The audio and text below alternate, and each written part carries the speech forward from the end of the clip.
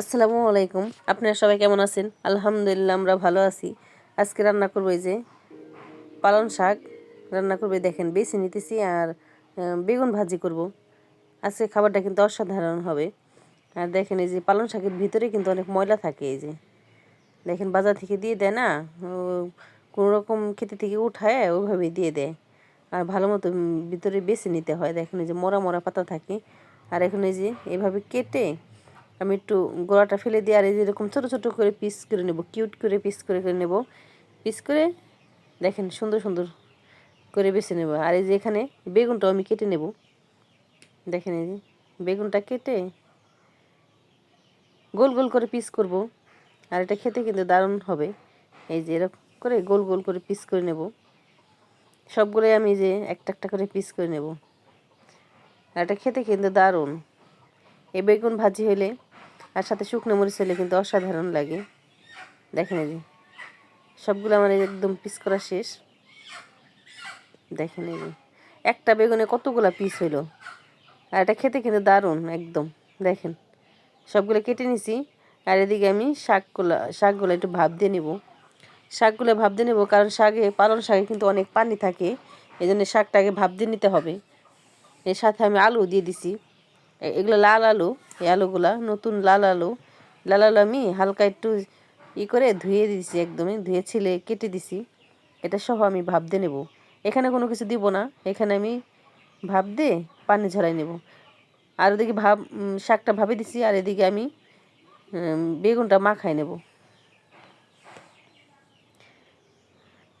বেগুনটা মাখাই আমি লবণ দিয়ে দিছি, আর দিয়ে দেবো মরিচের গুঁড়া দিয়ে, আর দিয়ে দেবো হলুদের গুঁড়া দিয়ে আমি ভালো মতো একদম মেখে নেব। দেখেন এই যে একটা একটা করে মাখায় রাখবো। আর এটা মাখায় কিন্তু অনেকক্ষণ রাখতে হয়।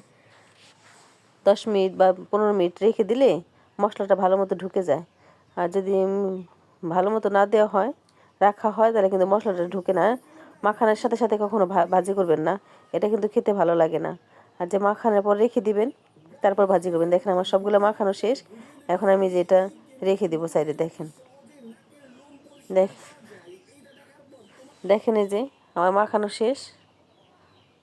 দেখেন এই একদম এইভাবে মাখাই নিছি আমি, প্রত্যেকটা একটা একটা করে মাখাই নিছি। আর এই দিকে শাকটা ভাপ দেওয়া শেষ। আর এখন আমি কড়াইতে তেল দিয়ে দিছি।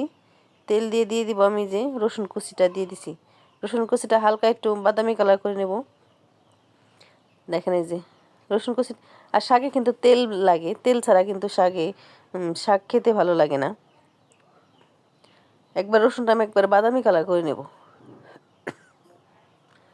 একদম বাদামি কালার করে নেব। এই যে বাদামি কালার করে নিছি। আর সাথে 2টা মরিচ দিয়ে দিয়েছিলাম, শুকনো মরিচ। আর এখানে পেঁয়াজ আর কাঁচা মরিচ। আর শাকে কিন্তু ঝালও একটু বেশি লাগে।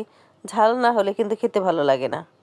যেরকম ঝাল হবে তারপর খেতে ভালো লাগবে, তেল ঝাল চরকা হবে, সেটাই খেতে ভালো লাগবে শাকটা। দেখেন আমি একটু হালকা ভেজে নিছি। আর শাকটা যে ভাপ দিয়ে রাখছি সেটা আমি দিয়ে দিব এখন। এই যে দিয়ে লবণ দিয়ে দেবো। এখানে তো আমি লবণ দেওয়া হয় নাই, এখন লবণ দিয়ে দেবো। লবণটা দিয়ে দিছি, 1 চা চামচের মতো দিয়ে দিছি। পরে লাগলে আমি আবার দেবো। আর দেখেন এই যে শাকটা ভালো মতো এই যে ভেজে নেব এখন। এখন এখান থেকেও পানি উঠবে, আর একটু পানিটাও আমি একবারই করে নেব, ভাজা ভাজা করে নেব শাকটা। আর এই শাকটা, পালং শাকটা কিন্তু এরকম আলু দিয়ে খেতে ভালো লাগে। দেখেন এই যে আমার শাকটা ভাজা শেষ। শাকের ফাইনাল লুক দেখেন কত সুন্দর কালার আসছে। দেখেন এই যে শাকটা এখন আমার হয়ে গেছে। শাকটা এখন আমি নামিয়ে নেব। আর এই শাকটাও কিন্তু অসাধারণ ছিল খেতে। আলুগুলো একদম গলে গলে গেছে, নতুন আলু তো একদম গলে গলে গেছে। আর খেতে ভালো লাগে এই শাকটা।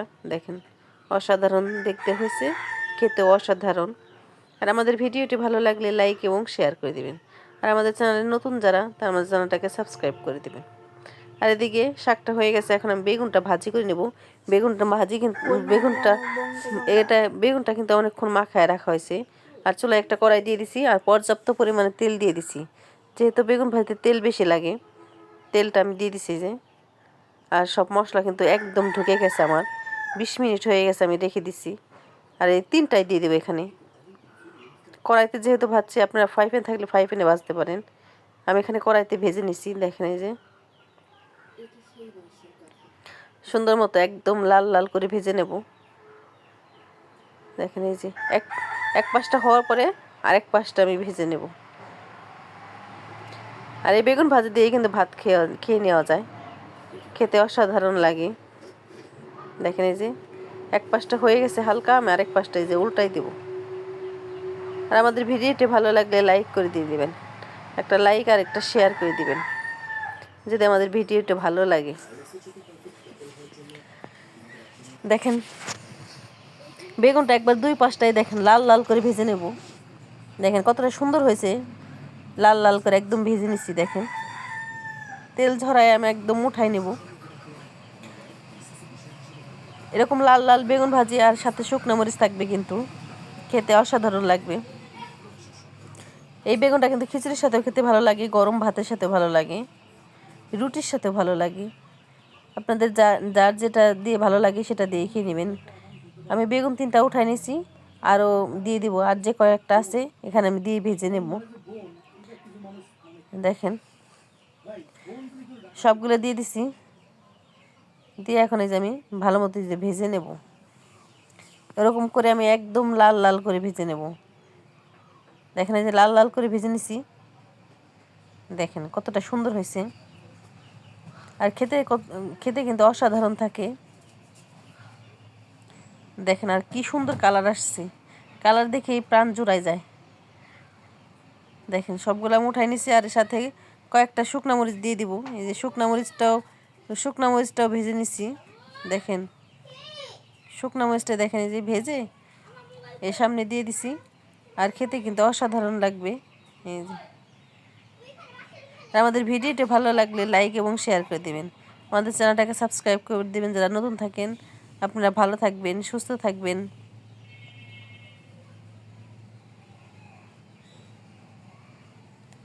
দেখেন কতটা সুন্দর হয়েছে, মাশাআল্লাহ।